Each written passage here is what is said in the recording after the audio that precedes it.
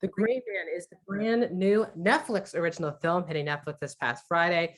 The film is written, directed, and produced by the Russo brothers, as well as also written by Avengers Endgame screenwriters McFeely and Marcus and McFeely. The film stars Ryan Gosling, Chris Evans, Ana de Armas, Billy Bob Thornton, Jessica Henwick, Alfre Woodard, and Julia Butters and Regé-Jean Page. The film is about when the CIA's most skilled operative, whose true identity is known to none, accidentally uncovers dark agency secrets. A psychopathic former colleague puts a bounty on his head, setting off a global manhunt by international assassins. The film is 2 hours and 2 minutes long and is PG-13. We'll have to another Netflix movie review here in Max Talk Movies, and we're talking about the most expensive Netflix original film of all time, The Gray Man. Let me know your thoughts on this film, non-spoiler fashion, if you've seen it, in the comment section down below. Did you like it, not like it? Do you like the Russo brothers outside of the MCU?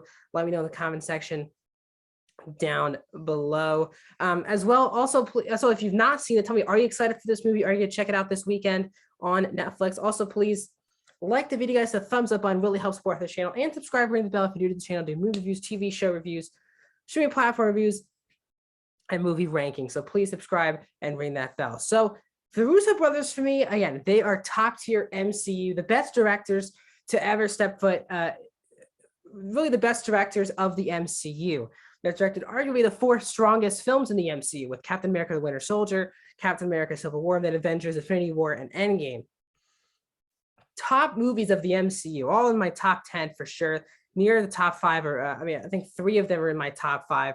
So this is top tier MCU. And since then, they've been doing some very interesting different projects. Obviously, the Russo brothers also produced for Netflix Extraction. Joe Russo, one of the 2 Russo brothers, did the screenplay for Extraction. They also produced 21 Bridges, which came out, I think, after Avengers Endgame in 2019. But their first directorial project after Endgame was a film called Cherry, which came out last year on Apple TV Plus with Tom Holland. And it was just not for me. I was not a big fan of it whatsoever. I really did not like it, other than the amazing lead performance from Holland. Other than that, the whole movie for me just was pretty bad. So I was hoping they would get back on track. Now, let's go my positives, my negatives, and then my score. So for me, if you're expecting this great top tier action film with this movie, I think you might be disappointed, because this is definitely a turn off your brain, dumb action movie. Now, some people who are complaining about this movie are saying that this film is boring. And I actually do completely disagree, because I was never bored. I never checked the clock for any certain point of the movie. It is pretty much action on top of action on top of action. And I was never really bored, even though maybe some scenes weren't as top tier action as they should be. I still was never bored. And the reason why I really was never bored is because of these 2 actors behind me. These are 2 A-list actors who know exactly what movie they are in. Ryan Gosling plays the main character of the movie, Six, who's kind of this unknown person who got recruited in by Billy Bob Thornton's character. I'm a big Ryan Gosling fan. I know that as definitely at the box office, people have shown that he isn't this top tier A-list box office draw actor, which is totally fine. It's totally fine. But for me, I'm a big Ryan Gosling fan, and he's excellent here in the lead role. Let's see him back doing an action movie. And he's a really good lead role. He has a couple of nice one-liners, but he also has a really nice relationship with Billy Bob Thornton's niece, who's played by Julia Butters, who's the girl who broke out from Once Upon a Time in Hollywood. They have excellent chemistry together. Gosling and Ana de Armas is excellent, and the father-son kind of dynamic of the mentor to protege dynamic between Billy Bob Thornton and Gosling. But Gosling is a really solid lead, and because he's kind of this unknown for everyone, I actually kind of like that we don't really get bits and pieces of his backstory as we go throughout, because for everyone else, he's kind of an unknown. No one knows who he is, his actual name, why he's in prison, how they got out of prison, all these different things. So he's definitely the most interesting character of the whole film. But for me, stealing the entire movie is Chris Evans, who plays Lloyd Hansen, the person who is contracted by Regé-Jean Page of the CIA to go after 6. And Chris Evans chews every bit of the scenery here in this movie. And I feel like it's such an interesting career for Evans, because I think for a lot of people, they really have just seen him in Captain America, as Captain America, this very straightforward, by the numbers, good guy. And he, before and now showing after his run with Marvel, he is just way more than that. He can be very, at times, over the top, but entertaining at the same time. And here he basically plays the main villain of the movie, which I'm definitely sure a lot of people are not used to seeing.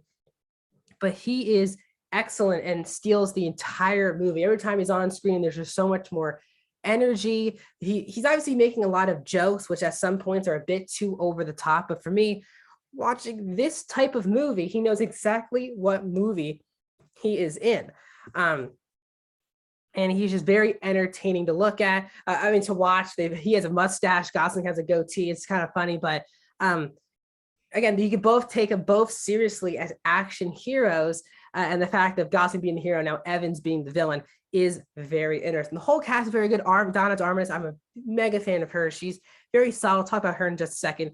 Billy Bob Thornton was very solid as well. I really liked Jessica Henwick as well into the movie. And Julia Butters was a nice add to add another layer to Gosling's character as well. As I said, the movie is not boring, and I definitely did not hate myself watching this movie. I really just had an easy time watching this movie. I never thought this was a top tier movie, but just an easy action film to watch on Netflix. There's also one action scene I really liked. It's a tram sequence involving Gosling's character, which is really, really well done throughout the film. And when Gosling and Evans get together, it is a pretty well done action set piece as well. So for me, it's a fun little time with a really two charismatic actors, making this at times watchable throughout the entire movie. But there are, so as I said, it's just not a great movie. And that's because this script is just not very good. Other than Gosling's character, it doesn't feel like anyone else has the rest of the cast seems just very one-dimensional. Ana de Armas is totally just wasted in the movie. She literally is just rogue cop helping Gosling. That's kind of it. You don't get any backstory, any kind of personality with her. She's just kind of there helping Gosling out. She's too good of an actress to be thrown into this one-dimensional of a role. She's in the movie more than I thought. And she just needs more to do. And I think she needs to be an action lead actor now. I'm kind of tired of seeing her just being wasted, or not just wasted, just not given enough screen time in these big action movies. I feel like she could be a big action lead in the next couple of years. I really do believe she's that talented to do that. Regé-Jean Page for me was the most uninteresting part of the whole movie. Now, I have not seen Bridgerton. I heard a lot of people just love him in Bridgerton, and I totally get it. For me, he was easily the weakest performance in the entire film by a mile. And every time his character was on screen, that's the only time the movie dragged. I mean, it is, luckily, he is in the first 45 minutes. It's kind of tough to get through. And then he kind of disappears until the last 15 minutes. And you're like, okay, thank God. He was not very good. And I don't know if it's because he's acting around all these big time actors or anything. And he could honestly be good. The script is not good, but maybe he needs a good script to also give in a good performance, because this for me was just not it for him.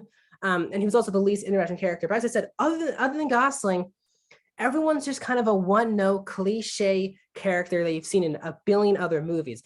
Billy Bob Thornton's the person who recruited Gosling, so of course they have a father-son relationship.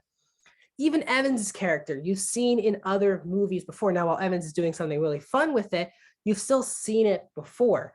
And because the movie just wants to do 9 or 10 different action set pieces, they give no time to you to sit and just understand who these characters are, because the movie just doesn't care about story. It just cares about paying all these actors a lot of money to do this movie and to do action scenes. It doesn't care about any story. There's literally no emotion to the movie as well. So when there's big emotional moments, you just don't care because you have no idea really who these characters are.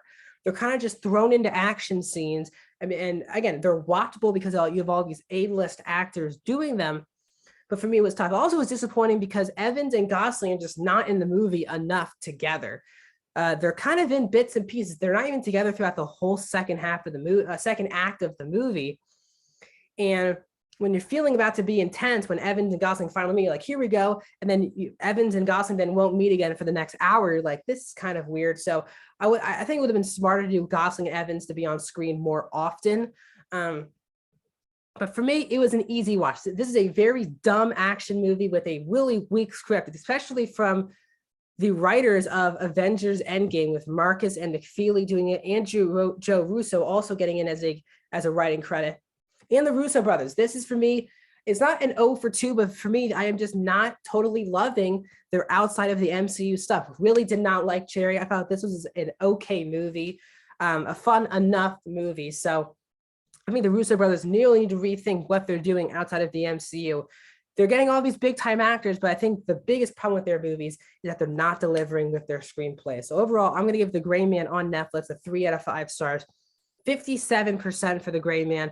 Fun enough time watching this on Netflix. Didn't hate myself watching it, but I can totally tell that if you do not like this movie, I can totally see it. So that's my thoughts on The Gray Man. Please like the video, subscribe. Yesterday I did a review of Nope. This upcoming week I'll have a box office breakdown show and a review of DC League of Super Pets. So please subscribe to the bell. I'll see you guys.